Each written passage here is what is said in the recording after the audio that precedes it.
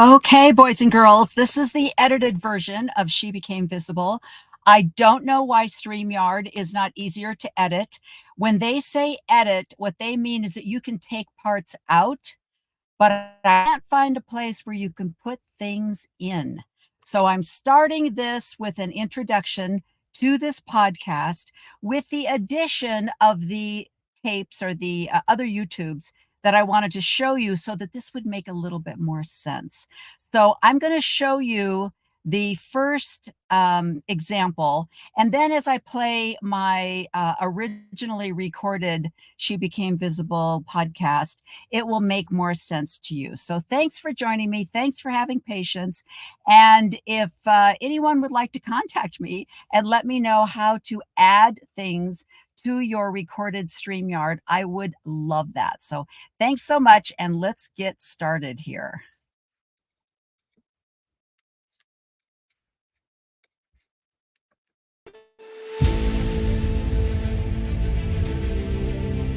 Sister Welch and I are very glad to be teaching here together among all of you. On September 21st, my colleagues and I at Book of Mormon Central enjoyed celebrating what we call Moroni Day. On that important date in 1823, Moroni appeared 4 times in those early morning hours to Joseph Smith. So today I ask, if we were to commemorate Moroni Day, what might that celebration look like? Do you know that he visited on various Jewish holidays? The 1820s, September 21st, often fell within the most holy season of the Jewish calendar. You see, in addition to commanding people to keep each weekly Sabbath day holy, the law of Moses required the observance of certain annual holy days as well. And as Moroni knew, he also would have understood the calendrical demands of ancient Israelite law. Such things were fundamental to Nephite civilization. King Benjamin, for example, delivered his speech while his people dwelt in tents facing the temple, which indicates that they were observing the Feast of Tabernacles. Thus, it would not seem accidental that Moroni came each of his 5 times to Joseph Smith during the high, holy Israelite season. Moroni's first visit on September 21st, 1823, came precisely on the day on which the Feast of Tabernacles was being observed throughout the world that year. On that day, Israelites joyously remembered their dwelling as families in tents when they were delivered from Egypt and protected by the Lord. It was also the preferred day when Israelite kings were crowned. The heavenly king was praised, and the law of Moses was publicly read, and instructions were given. What a great day for Moroni's opening instructions to train Joseph Smith. And then, in 1824 and 1827, the 2nd and 5th Moroni days coincided with Rosh Hashanah, the Jewish New Year's Day. That Jewish holy day celebrated the renewal of God's creation. Righteous judgments and admonitions were given, covenants were renewed, and new beginnings were launched. Sounds like things Moroni loved. And most holy of all, Moroni's 3rd visit, on September 21st, 1825, the middle one of Moroni's 5 annual visits, came on the high point, the day on which that year Yom Kippur, the Day of Atonement, fell. On that day, people fasted, repented, and the high priest formed the once-a-year atonement and purification ordinances in the ancient Israelite temple. One can hardly imagine a more remarkable series of holy days for Moroni's profound visits. On those holy days, Moroni launched the coming forth of the Book of Mormon, whose teachings include these very themes, giving us more wonderful news about the infinite atonement of Jesus Christ, about repenting and making covenants with Christ, about God's plan of redemption and happiness, and about coming closer to God than does any other book. Keeping in frequent contact with Joseph throughout the duration of the translation of the Book of Mormon, Moroni saw the project through to completion in 1829. The book that he unveiled guides people to Christ's sweet fruit of the tree of life and to his great pleasing bar. For all of this, we thank you, Moroni. That date also marks the world's semi-annual equinox, when the daytimes and night times are both exactly 12 hours long. This reminds me of Lehi's axiom that there must needs be a counterbalancing opposition in all things, allowing all people to choose between light and dark. Okay, so that I will now continue to do the rest of my podcast, but there are so many acronyms in this post and so many assumptions and so much fantasy in here. First of all, there is no genealogical evidence that there were any Hebrew descendants in the Native American population, which is who they claim the Nephites are. They have proven through DNA that the remnants of the Native Americans are from the Asian area of the world. And so this is all wishful thinking, trying to make this work historically, which I feel is so sad because there are so many biblical scholars out there right now that are recognizing the acronyms, the misplaced dates, and the things that just don't line up, including whether there ever was a Moses. But they still have their faith, which is interesting because they can go with the stories and not with the actual trying to prove that this is historical evidence. They love the stories. They love the faith that it generates, and they're happy with that, and they're okay with that. But in Mormonism, because it's a young and a created religion, they have to go back to historical evidence, and they are groping, and they are twisting and turning and trying to make things work, which is so evident with this whole Moroni thing. And the fact that they're now making it a day of celebration. First of all, once again, let's remember the separation of church and state. And the other thing is he admitted that he is with Scripture Central, which is a separate organization, but I believe that there are fingers and tentacles that are from the church, that the financing, and this is their fundraising time of year. So I find this so upsetting that there are these new stories where these new things that they're supposedly digging up and archaeological things, but it's all just a what if. What if this? What if that? What if there was a Nephi? What if there was a Moroni and he was a descendant of people that were Hebrew that came from Jerusalem, and he wrote it all down? Well, first of all, there was no written history back in those days. There's John Lundwall. Listen to John Lundwall. There was no written history. There's so many acronyms in this, but regardless, let me turn you now over to my podcast. I hope this helps to explain it a little bit better. And I hope it, if nothing else, I hope it encourages you to do your own research. All right. Have a great fall. That's what the fall equinox is, the beginning of autumn. And I love it. It's my favorite time of year. Here in Utah, colors are beginning to change. And in Arizona, it's 106 degrees.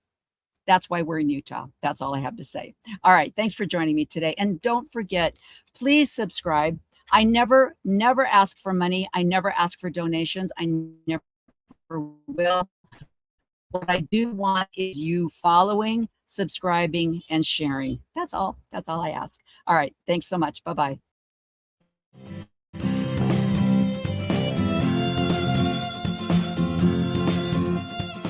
You're wearing a sweater that was selected for you by the people in this room from a pile of stuff.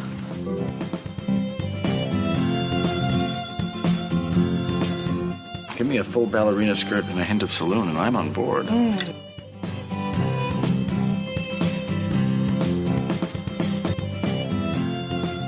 have a hole in my stomach!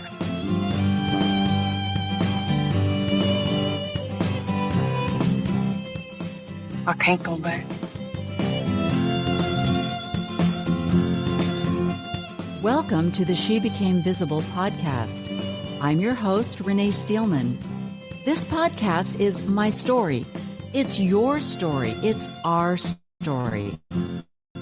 It's all the stories of all the women who one day knew that it was time to remember who they were, who they are, and stand up and be seen.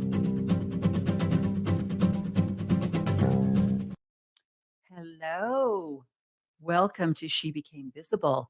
This is going to be a very quick little fun podcast, but I wanted to address the holiday that was just invented by the Church of Jesus Christ of Latter-day Saints. And the holiday is called Moroni Day. And it's absolutely fascinating. So this isn't going to be a long podcast, but I wanted to talk about the occult, the magic that was the beginning and the inspiration and the foundation for the creation of the Church of Jesus Christ of Latter-day Saints.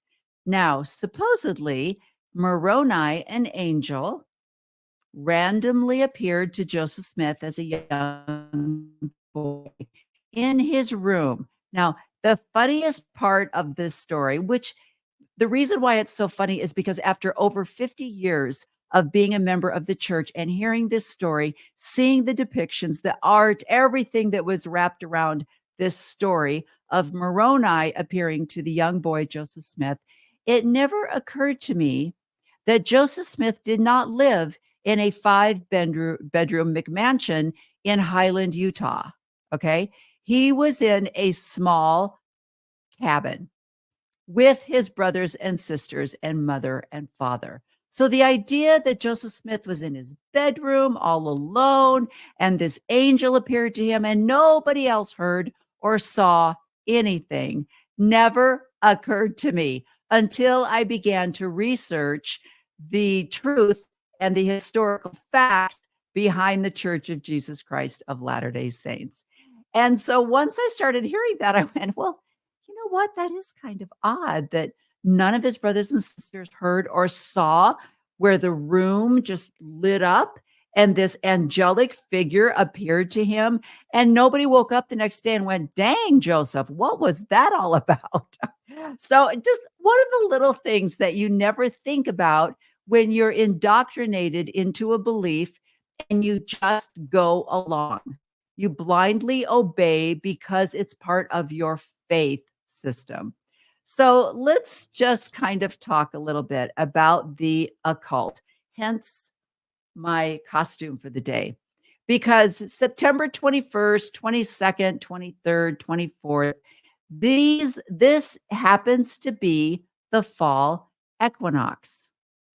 And there's a new version of this vision that Joseph Smith had that is something that I've never heard about, but I think is so indicative of what the Mormon Church is doing. And not only are they trying to, it's very weird because the Mormon Church is trying to evangelize and become true believers in the evangelical version of Jesus Christ with crosses and emphasis on Jesus Christ as our Savior, which the Mormon Church has always obviously believed in Jesus Christ because Joseph Smith was a Methodist Protestant Christian living in the 19th century.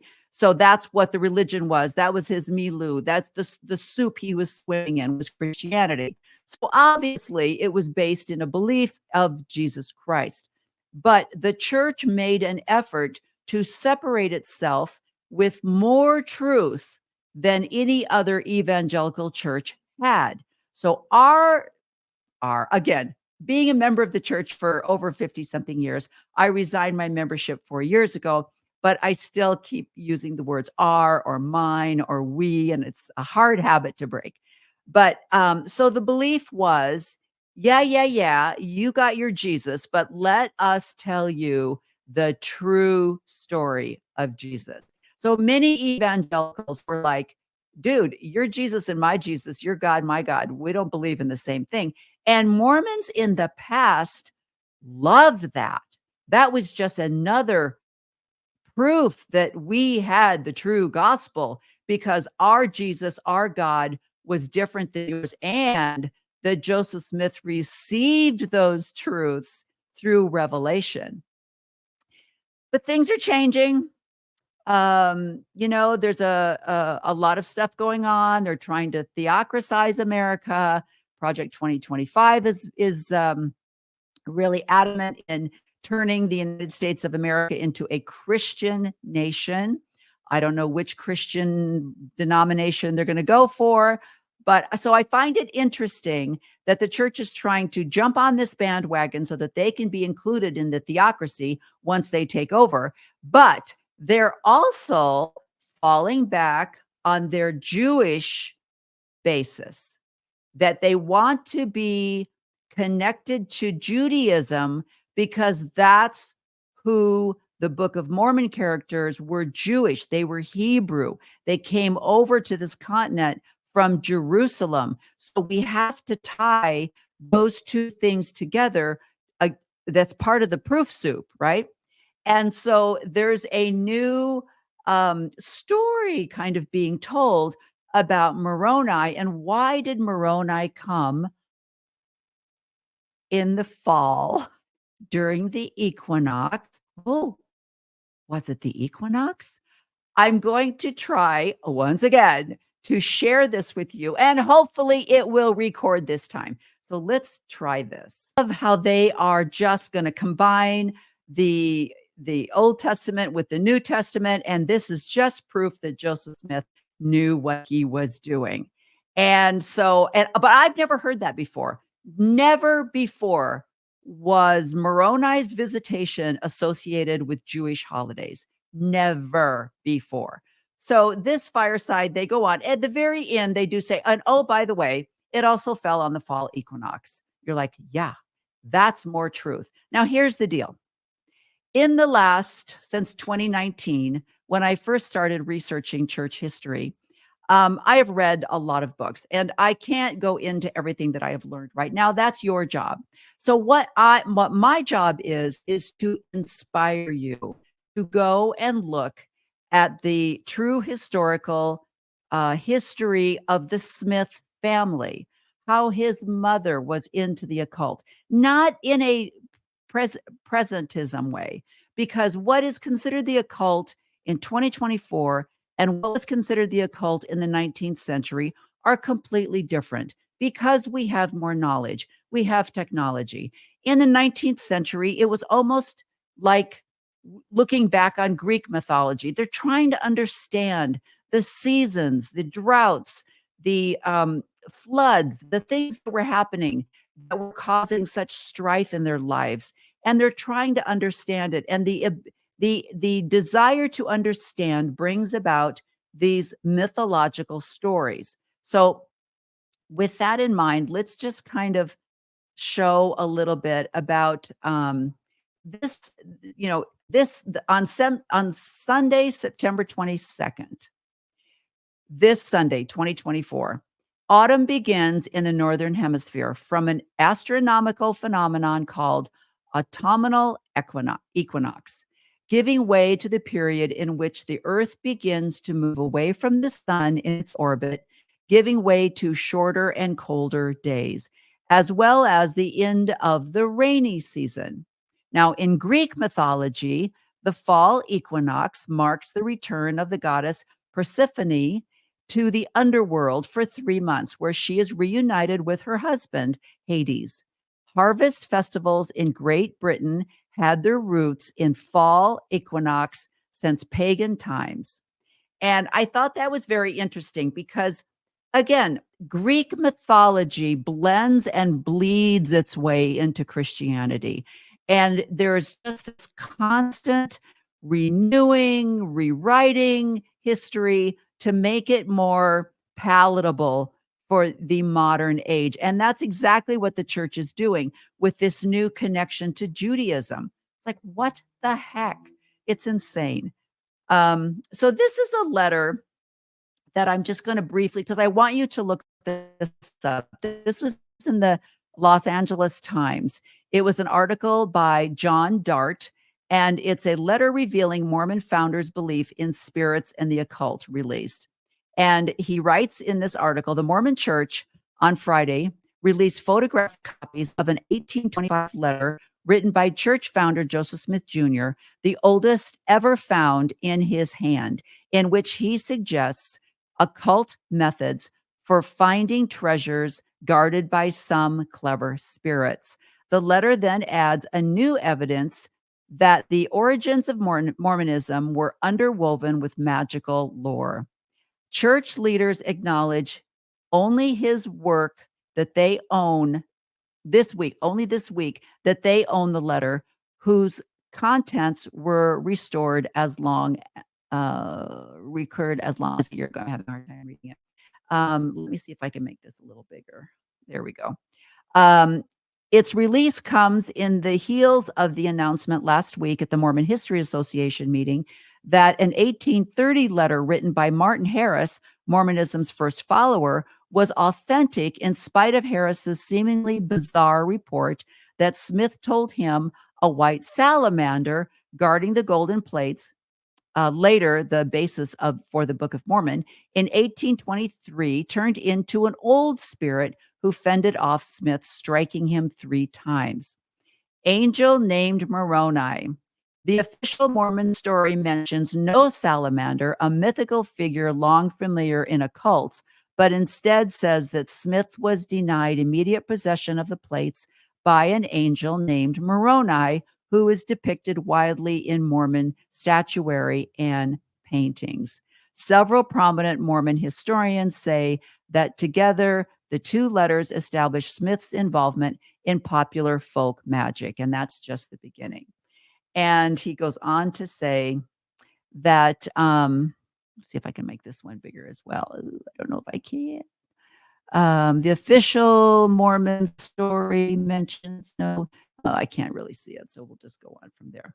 So anyway, so there's always, because of technology, there are more and more things that are being found, that are being discovered, and the church is trying to make sense out of these things. And so what I want to do for you today in this season, now that we have celebrated the fall equinox, there are so many wonderful books out there. And there was a wonderful article. I don't know if I can find it, if I can find the one in the, let me read you this one. I think this one is kind of fun. Let's see if I can go to, okay, let me go back.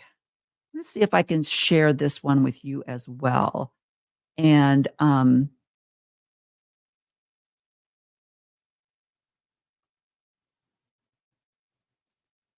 okay. Critics of the church are uncomfortable with the inverted 5-pointed stars found on the stones and in the round windows of the Nauvoo temple, because in modern times, they have come to be associated with Satan and devil worship. It should be noted, however, that this association did not occur until after the death of the prophet Joseph Smith. It should be further noted that Latter-day Saints publicly disclosed their interpretation of the inverted 5-pointed star when they built the Logan Temple in northern Utah. A contemporary newspaper report states that the star was symbolic of the star of the morning, which in the New Testament is a title of the Lord Jesus Christ. And I'm going to go up a little bit too and just read. The symbols on the outside of the Nauvoo temple are a representation of the Church of God. And since the symbols are displayed in a heavenly setting, they can naturally be associated with the Lord's heavenly church, or what is sometimes referred to as the Church of the Firstborn. The Encyclopedia of Mormonism indicates that the Church of the Firstborn is Christ's heavenly church, and its members are exalted beings. This is significant because on 4th of May, 1842, Joseph Smith gave the Nauvoo-era temple endowment for the first time to several of the saints.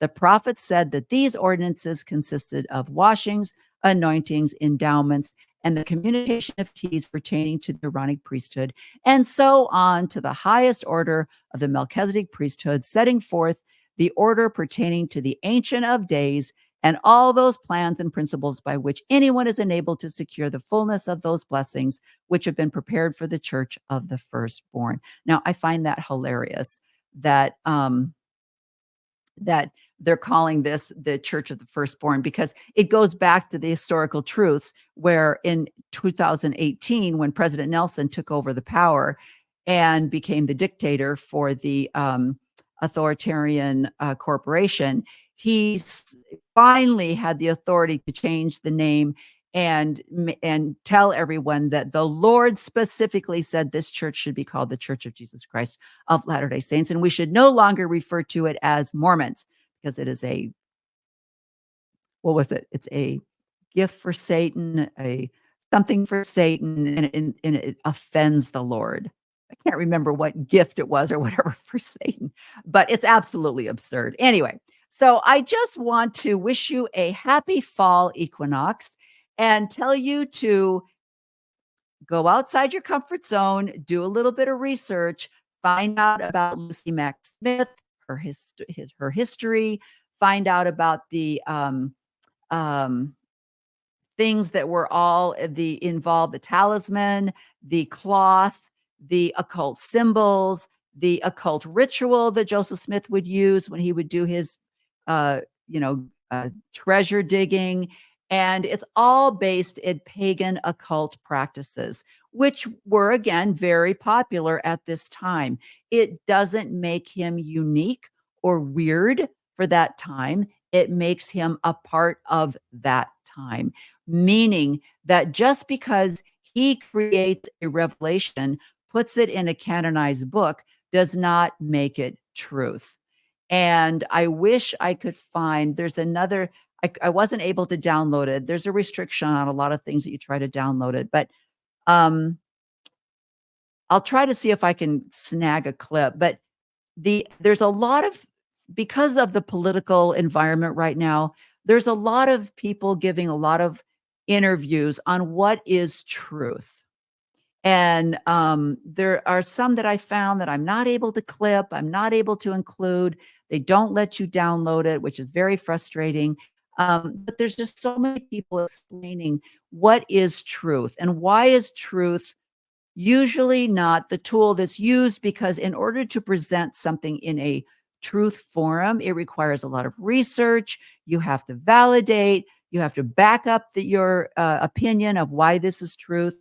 And so it's much easier to just throw out a statement. And so just because you declare something to be the truth does not necessarily mean it is the truth. So I encourage you to spend this fall. It's getting colder. You're going to be wanting to hibernate a little bit more, get your cup of hot chocolate and a good anti-Mormon book, and start reading some facts about the Church of Jesus Christ of Latter-day Saints. Thank you for joining me today on She Became Visible, and I hope you're getting ready to love this season as much as I do. All right, bye-bye. So I also wanted to remind you that the symbols that were on the Nauvoo Temple, the symbols that are in the tabernacle on Temple Square in Salt Lake are Masonic. A lot of them are Masonic symbols. And there is a version of occultism in the whole Masonic movement. And it's just, you will find yourself going down so many rabbit holes when you start investigating these things. And the fact that that gentleman said that these symbols did not appear until after Joseph Smith was murdered is garbage. These are old pagan symbols, and they have many, many meanings to a lot of different people. So it's ridiculous. But the scariest thing is they believe that if they say it in the correct setting, that it becomes truth.